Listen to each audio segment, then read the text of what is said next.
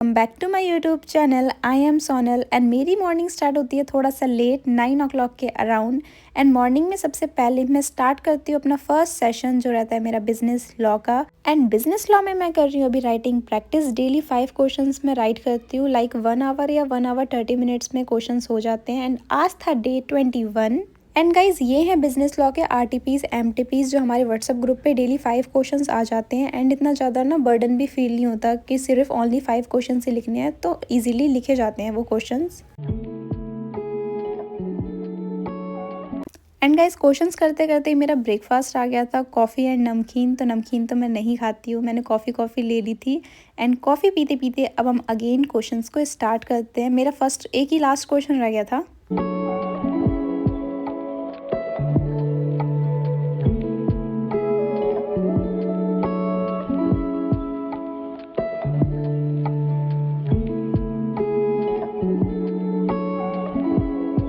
1 hours 15 minutes में मेरे questions तो 5 कंप्लीट हो चुके थे। देन मैंने अपना बैकपैक कर लिया लाइब्रेरी के लिए एंड मैं चली गई थी शावर लेने के लिए।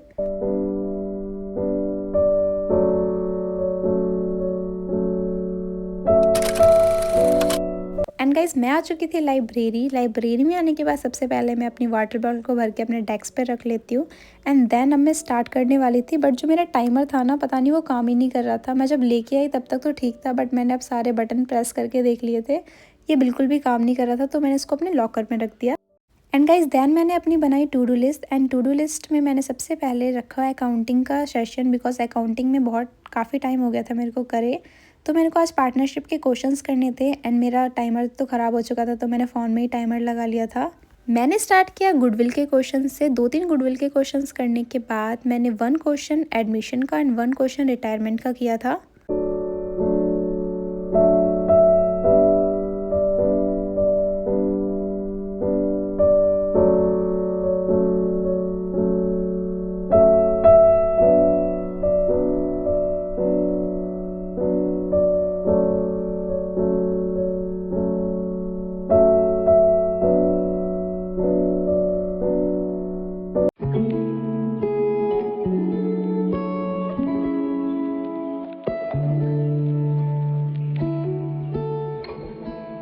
एंड गाइज मेरा फर्स्ट सेशन कंप्लीट नहीं हुआ था, मतलब ओनली मैंने पार्टनरशिप के क्वेश्चंस कर लिए थे। कंपनी के क्वेश्चन मेरे अभी रहते थे, बट 3 o'clock को मेरा क्विज स्टार्ट होने वाला था। तो मैंने सोचा मैं अब इकोनॉमिक्स का सेशन ले लेती हूँ, बिकॉज फिर मेरे को क्विज वगैरह भी देने हैं, तो इकोनॉमिक्स का सेशन भी मेरा साथ में हो जाएगा।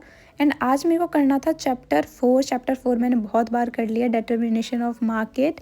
एंड उसी को मैं जस्ट रीड कर रही थी एंड रिवाइज कर रही थी। मैंने उसको जो बुक में हाईलाइट कर रखे होते हैं ना वर्ड्स, मैं उसी को रीड करती हूँ, बिकॉज पूरा मॉड्यूल नहीं पढ़ती। जो मेरे को हाईलाइटेड लगते हैं मैं जस्ट उसको ही रीड करती रहती हूँ।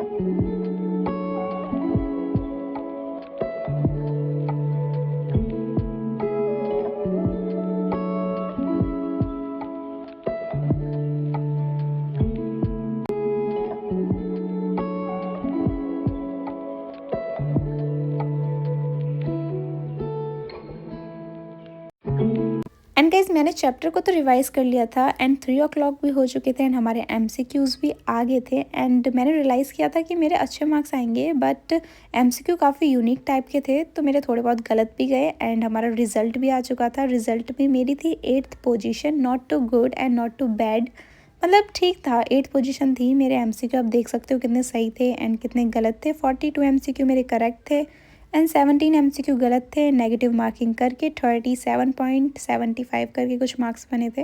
एंड देन मैं चली गई थी टेरिस पे थोड़ी देर बैठने के लिए, बिकॉज हेडेक हो गया था मेरे। वापस आने के बाद मैंने स्टार्ट किया अपना अकाउंटिंग का ही दोबारा से सेशन। कंपनीज अकाउंट के मेरे जो क्वेश्चन रह गए थे मैंने अगेन उसको ही स्टार्ट किया।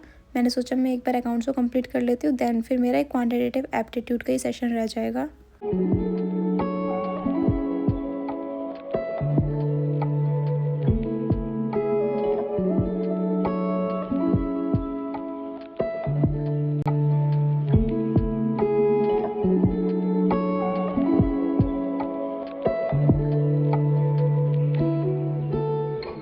फाइनली मेरे कंपनी के भी क्वेश्चंस कर लिए थे। मैंने 5 ही क्वेश्चंस किए थे कंपनी के एंड देन मैंने सोचा कि मैं अब रिवाइज कर लेती हूँ quantitative aptitude, because quantitative aptitude के भी मेरे एमसीक्यू स्टार्ट होने वाले थे 7 PM पे।